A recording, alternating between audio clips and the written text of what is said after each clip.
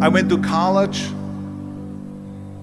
I went and worked out 5 hours a day, and I was working on construction, because in those days in bodybuilding there was no money. I didn't have the money for food supplements or anything, so I had to go to work. So I worked on construction. I went to college. I worked out in the gym, and at night from 8 o'clock at night to 12 midnight I went to acting class 4 times a week. So I did all of that. There was not one single minute that I wasted. And this is why I'm standing here today. With the age of 20, I went to London and I won the Mr. Universe contest as the youngest Mr. Universe ever. And it was because I had a goal. You see, if you don't have a vision of where you go, and if you don't have a goal where you go, you drift around and you never end up anywhere.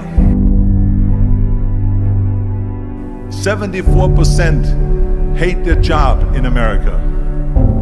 The majority of people don't like what they're doing, because they're really not doing it because they didn't have a goal and they followed this goal. They just aimlessly drift around, and then all of a sudden there's a job opening, so they get that job because you have to work. But then when you work, it's a chore. It's work. It's not fun. So if you think about, only a quarter of the people really enjoy what they're doing in life.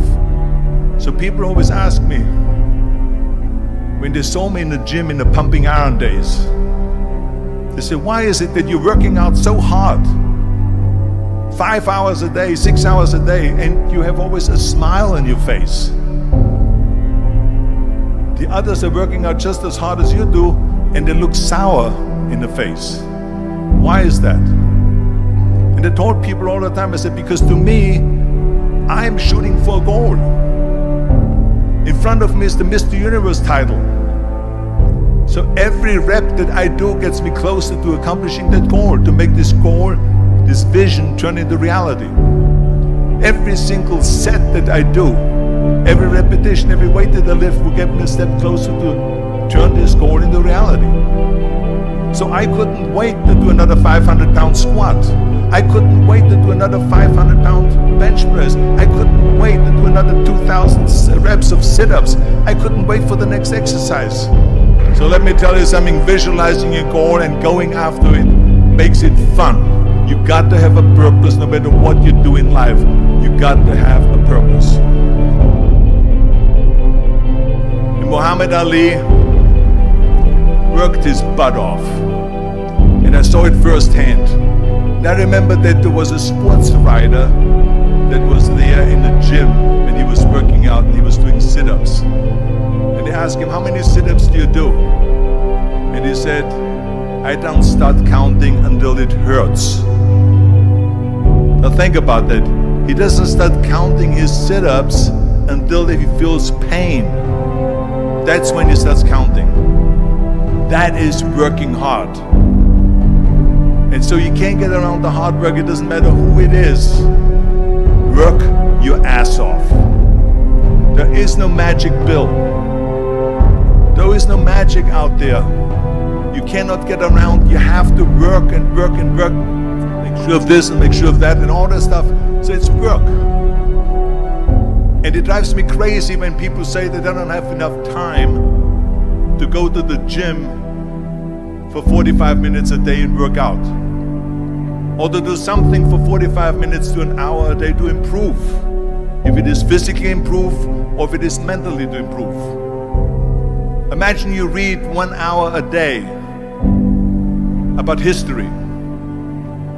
How much you will learn after 365 hours in 1 year. Think about if you study about the history of musicians, of composers, how much you would know. Imagine if you would work on a business, on some business that you want to develop every day for an hour. Imagine how further along you will go and get. So it drives me nuts because when people say we don't have the time, we have 24 hours a day. We sleep 6 hours a day, so that gives you still 18 hours. So there's someone shaking their head out here in front. They say probably, I don't sleep 6 hours, I sleep 8 hours, right? Or just sleep faster. So we have 18 hours a day. The average person works around 8 to 10 hours. So let's assume it's 10 hours, so we have 8 hours left. Then you travel around an hour a day, maybe 2 hours a day. So now you have still 6 hours left. So what do you do with these 6 hours? What do you do with these 6 hours? Then we eat a little bit, then we schmooze a little bit, talk a little bit to people and all that stuff. But you can see how much time there is available if you organize your day. So you got to work hard. I hate plan B. And I tell you why. Because we have so many doubters, as I've said earlier, the no-sayers. We have so many of those people that say no and you can't do it, that's impossible. That is okay because we just turn off, as I said earlier, and we listen and we hear the no being a yes. You can't do it, you can do it, and all of that. So that is possible to do that amongst all the negative people around you. But when you start doubting yourself, that's very dangerous. Because now what you're basically saying is that if my plan doesn't work, I have a fallback plan, I have a plan B. And that means that you start thinking about plan B, and every thought that you put into plan B, you're taking away now that thought and that energy from plan A.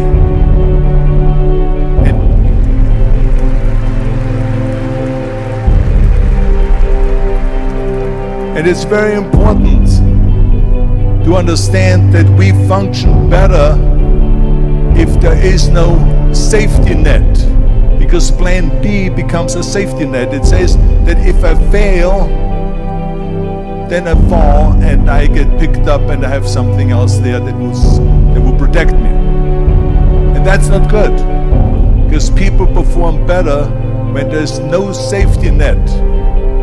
People perform better in sports and everything else if you don't have a plan B. I'm telling you, I've never ever had a plan B. I made a full commitment that I'm gonna go and be a bodybuilding champion. I made a full commitment that I'm gonna be in America. I made a full commitment that I'm gonna get in the show business and I'm going to be a leading man. No matter what it takes, I will do the work. I will do the work over and over and over until I get it. And the same was in politics, in everything like that. So to me, it is very dangerous to have a plan B, because you're cutting yourself off from the chance of really succeeding. And the reason, one of the main reasons why people want to have a plan B is because they are worried about failing. What is if I fail, then I don't have anything else? Well, let me tell you something, don't be afraid of failing, because there's nothing wrong with failing. You have to fail in order to climb that ladder. There's no one that doesn't fail. Michael Jordan said in one of his interviews, when they said, "You're unbelievable, you're the greatest basketball player of all times." I mean, tell me about that. And he says, well, you're just mentioning the successes. But he says, for me to become the greatest basketball player, I missed 9,000 shots when I was playing basketball at the NBA games.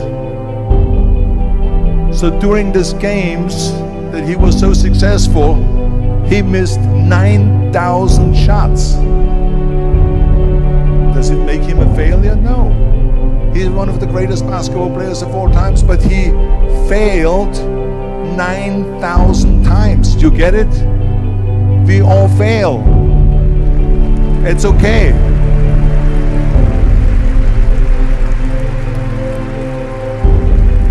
What is not okay is that when you fail, you stay down. Whoever stays down is a loser. And winners will fail and get up, fail and get up, fail and get up. You always get up. That is a winner. That is a winner. I failed in bodybuilding. I lost bodybuilding competitions. I lost powerlifting competitions. I lost weightlifting competitions. I had movies that went in the toilet and that were terrible and got the worst reviews. And in politics, I remember I had many of the initiatives on the ballot and we lost. My approval rating in California went down to 28%. And then it went back up again and I won again the governorship. Hey, we all lose. We all have losses. This is okay. And this is why I say don't be worried about losing, because when you're afraid of losing, then you get frozen. You get stiff. You're not relaxed. You got to be, in order to perform well in anything, if it's in boxing or if it is on your job or with your thinking, is only happening when you relax. So relax. It's okay to fail. Let's just go all out and give it everything that you got. That's what it is all about. So don't be afraid to fail.